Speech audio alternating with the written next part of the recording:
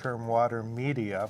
And so we actually get oftentimes into acrylics and other media that use a water base. Yes. Well, you've brought some pictures in that are, and first of all, explain your style. All right, which I is quite certainly distinctive. will. It is quite distinctive. Some people would refer to me as a colorist for obvious reasons. What I like to do is paint what I call vacations, mini vacations. There are two ways that people can compliment me. The first, of course, is to purchase one of my paintings. The second is to look at one of my paintings and to say, now that's where I'd like to be. And so I like to show scenes. As you can see, the top scene is one of conceivably a European scene. So they're quite evocative. Yeah, very, very much so. I've got two on the lower here. The furthest one is a scene that I took from a Central American location. And the next one is one that I simply entitled Resort. Again, the idea is we're looking at some beautiful places that people would like to be at. And the North Star Watercolor Society has an exhibit, something coming up that you want to talk about. They do. In fact, the 7th annual Art on a Line is being held the middle of May. And I think it's, you probably have the dates, but the 15th, 16th, and 17th, I believe. It's held at the State Fairgrounds. And I believe there's some photos that are probably being shown now from last year, I believe. Wonderful, yes. Some examples of work done by some of the artists in North Star. Each year, about 70 to 80 artists participate in the... Now, are they invited? Anybody who belongs to North Star Watercolor Society Okay. can become a displayer at Art on a Line. We have in excess of 2,000 items that are being shown, all of them for sale. All of them available for purchase. All of them available for purchase, all of them originals, all done by members of North Star Watercolor Society. It's one of the biggest art sales that you would find in the Twin Cities right now. Completely. Well, your work is quite beautiful, and you've got 3 sizes you said are pretty typical. These are 3 typical sizes. You're exactly right. Watercolor paper comes in a sheet, and so I've got a full half and quarter sheet here that are fairly typical. And there will be examples of your work at Art on a Line at the fairgrounds, I assume. There most certainly will be. Well, thank you so much for your time, and thank you for coming in and bringing your beautiful work and your beautiful socks. Thank you, Jackie. Watch during the break for more information about Art on a Line. When we come back, we'll have a way for you to help the environment.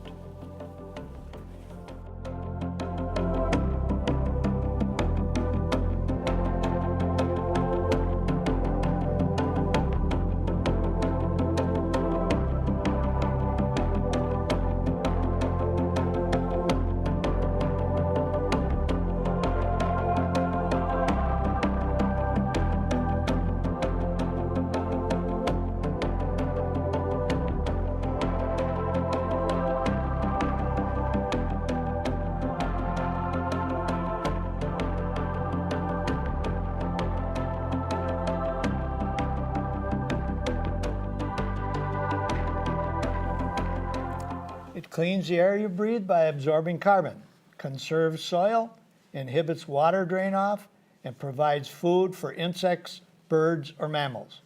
What is it? It's a tree, of course. Joining me to talk more about this are Peggy Lynch and Jeannie Weigum from Friends of the Parks and Trails of St. Paul and Ramsey County. Welcome today, both of you, to tell us a little bit about Friends of the Park. Peggy, maybe I'll start with you. What is Friends of the Park? Well, Friends of the Parks is a nonprofit organization that was started in 1985 for the purpose of protecting and promoting parks and trails and open space in St. Paul and Ramsey County. And what is your mission then? Our mission is to protect and promote the parks and trails in Ramsey County. Good, good. Then Jeannie, you're a volunteer. I'm a volunteer. I'm the president of the board of directors. And as president, I get to do things like write the newsletter and help with the tree sale and exciting things like that. What area do you work in then? Well, I'm the executive director, the staff person, so I do kind of everything else. Everything else, huh? Right, just about. I set up the meetings, I set up the agenda, I do the minutes, I investigate what's going on in the parks in St. Paul and Ramsey County. So we do take positions. We try to influence policy regarding parks and trails within Ramsey County. Okay, today we're going to talk a little bit about trees. Tell us about your tree program. Right. The Friends of the Parks is also a membership organization, and we support ourselves through our membership, but we also support ourselves with our tree program. We have 2 tree programs. One is our tree sale, which we have every spring, and I have a brochure here explaining what trees we're selling this year and shrubs. The prices vary from $15 to $45, and you can buy them for your own use, or you can buy them and donate them to parks. If you do that, then park personnel will plant the trees in the parks for you. So now we've got a couple of holidays coming up, Mother's Day and Father's Day. This would be the time for somebody to come and buy a tree that would give them to their mother or their father. Is that right?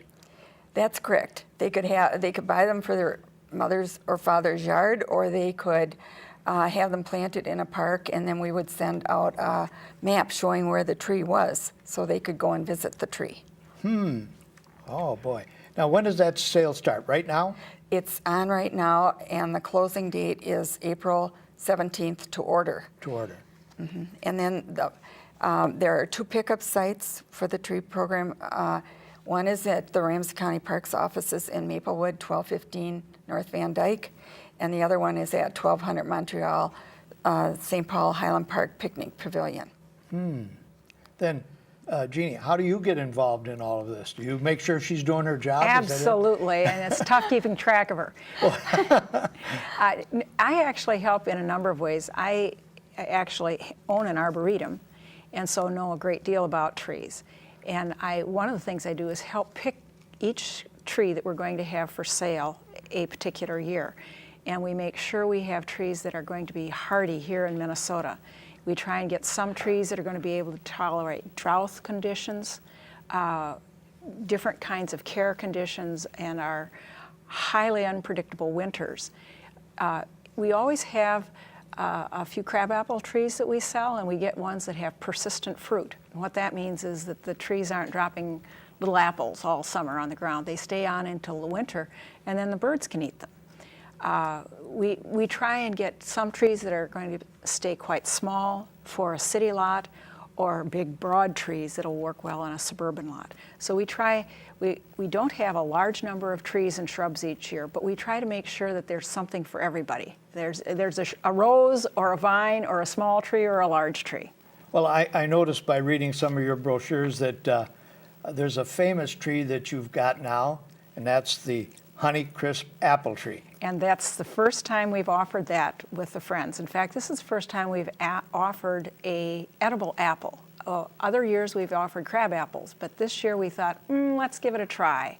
And what better than the Honeycrisp? Now, keep in mind, if they buy one of these trees, it's going to take about 2 or 3 years before they produce an apple. Absolutely. So people can't just come out and buy a tree and get an apple. They'll have to get it from the grocery store for a couple of years. Okay, now, I live in Hennepin County, and you mentioned Ramsey County, St. Paul. Could I come over and get a tree and plant it in Hennepin County?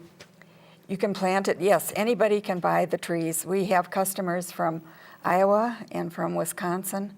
The only thing we try to warn people about is the zone to plant in. So if they want to plant the tree in northern Minnesota, we warn them about what zone this tree will survive in.